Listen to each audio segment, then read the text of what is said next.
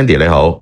你好，係。我啱收到你咧，就有間查詢，聽日咧就有間車行話幫你約咗驗車嘅，係咪啊？係啱嘅。哦，咁其實都提你咧，其實我哋建議客人咧應該自己約驗車，因為我哋驗車有好多資訊咧，我哋一定俾唔到你，例如驗車前冇落訂啦，交收時要留文件等等，就要自己約翻驗車喎。明唔明啊？知道。哇，因為其實提翻你就係話你未驗車之前咧，其實唔應該俾訂金嘅。咁你應該係有冇俾訂金噶？我已經俾咗訂金咯。都冇辦法啦。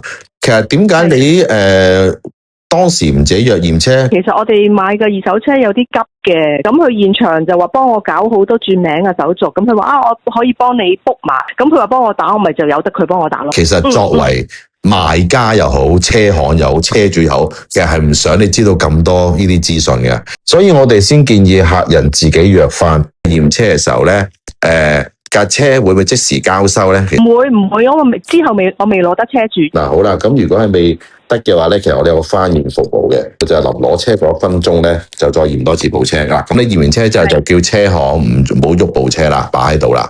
明唔明？係，咁就會安全啲好啲咯。咁同埋聽日師傅嚟到現場嘅時候咧，驗車嘅時候你一定要在場。知道，我會在場嘅。OK， 唔該晒你。唔該晒你，拜拜。拜拜。